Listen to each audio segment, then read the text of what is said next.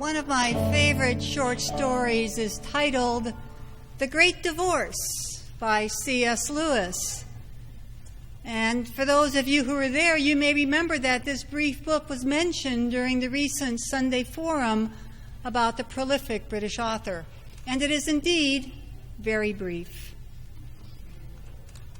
Now, The Great Divorce begins with a line of angry people waiting at a bus stop. The story's narrator walks by and decides to join the queue. It is British. He joins the queue. He ends up boarding with the others. Now, it turns out that this is no ordinary ride. The bus suddenly leaves the ground and starts flying over the countryside, higher and higher, until it reaches its destination. The narrator realizes he has inadvertently joined a bus excursion to the heights of heaven. And he also comprehends where its starting point was.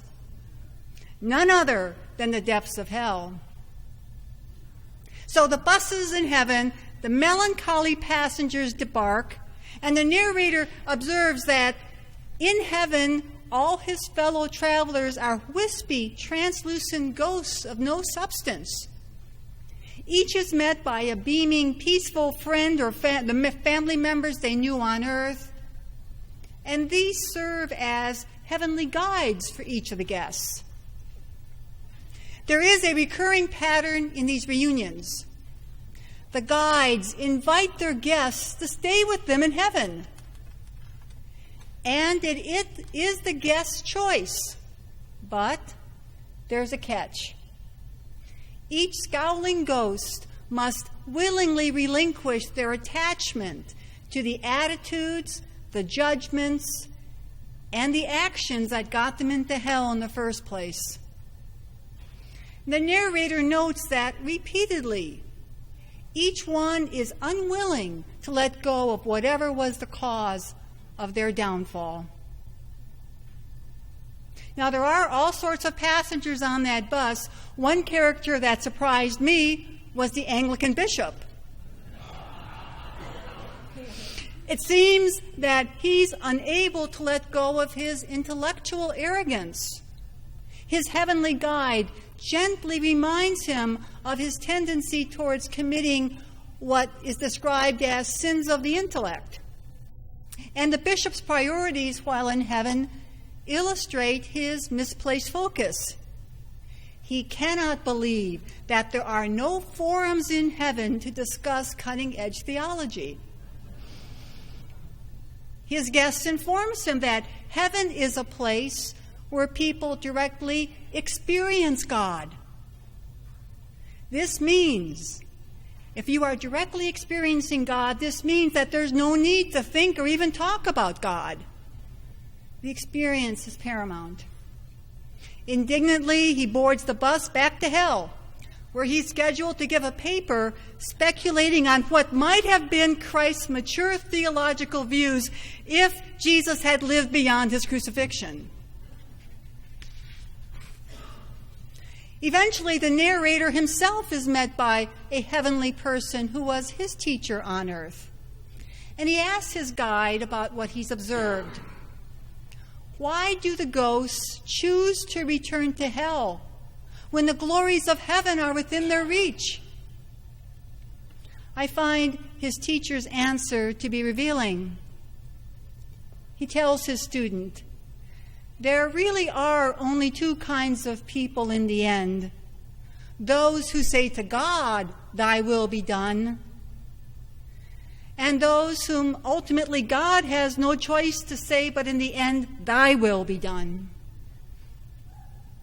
You see, the title of C.S. Lewis's book, The Great Divorce, isn't about marital failures.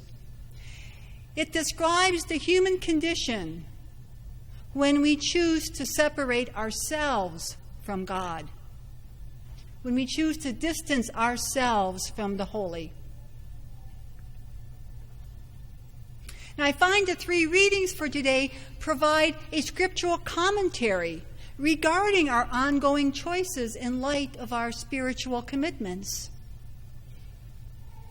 In our first reading, The Israelites have survived 40 years wandering in the desert. They are about to enter the promised land. They can see it before them. Yes, they've made it. It has been one arduous trip. And they will now face new choices that will impact their spiritual well-being. And Moses acknowledges the possibilities before them. He implores them to choose spiritual life by loving God, by walking in God's ways, and by observing the holy commandments of Torah. And we just heard our gospel reading. It's part of Jesus' extensive teaching that we know as the Sermon on the Mount. And here he is challenging his followers' motivations. You see, the Pharisees emphasized a legalistic interpretation of Mosaic law. And Jesus raises the standard. In his examples, it's not enough to follow the letter of the Holy Commandments. We are to become aware of our interior intentions. So, yes, while murder is definitely wrong, the inner motivations behind murder, anger and hate, are condemned as strongly as the external act itself. Now, elsewhere in the Gospels, we know that Jesus says that all the commandments of the Hebrew Testament are summarized by the two great commandments. You shall love the Lord your God essentially with your entire being, and you shall love others as oneself. His teaching forms the foundation of a way of life that, yes, demands more of us. For it is one thing to act according to exterior rules. Anyone have children? Right. It's another thing for one's heart to be oriented along the way of love, sacrificial love specifically. And we know this is difficult. This is not easy. Even the earliest Christian communities found it challenging to live as brothers and sisters in Christ's way of love. For the past several weeks, we've been reading from Paul's first letter to the Corinthian church. Today's passage repeats his concerns regarding the factionalism that divides that nascent congregation. Paul exhorts them, implores them to act with a mature understanding of the gospel message. So instead of encouraging the factions, he reminds them of their common purpose. He focuses on their unity, serving God in Jesus' name. He writes, "We are God's servants working together." And this means that no one belongs to any one leader. All belong to God. And today's text ends with Paul saying, "You are God's field, you are God's building." Now, some of you may remember that the first letter of Paul to the Corinthian church also contains one of the most quoted chapters of the New Testament. This is chapter 13, Paul's statement about the qualities of love. And we often read these verses outside of its specific congregational setting. But this chapter 13, is much more than lofty platitudes. He's addressing the situation at that Corinthian church. He's responding to the divisiveness that we hear about in today's text. And so, yes, in chapter 13, Paul exhorts the Corinthians to choose love as the foundation of their relationships. And we know what he says. Love is patient. Love is kind. Love is not envious or boastful or arrogant or rude. It bears all things, believes all things, hopes all things, yes, endures all things.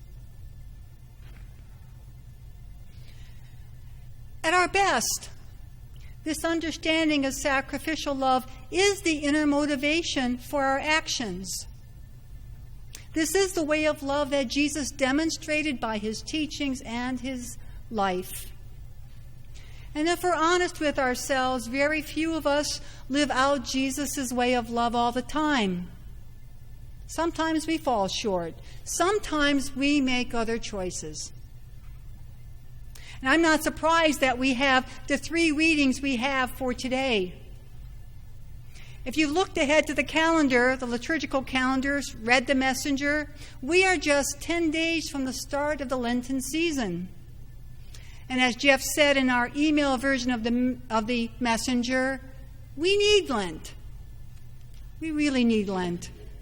For this annual season of reflection and renewal allows us the space to humbly acknowledge our shortcomings. This time of spiritual recalibration invites our review of our intentions.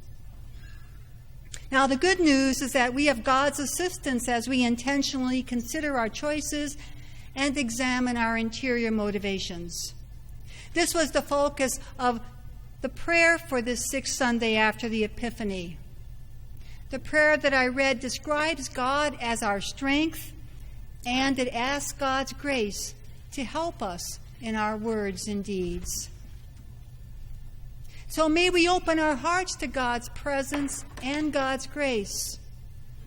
And may our choices reflect our ongoing commitment to humbly walk in the way of love. Amen.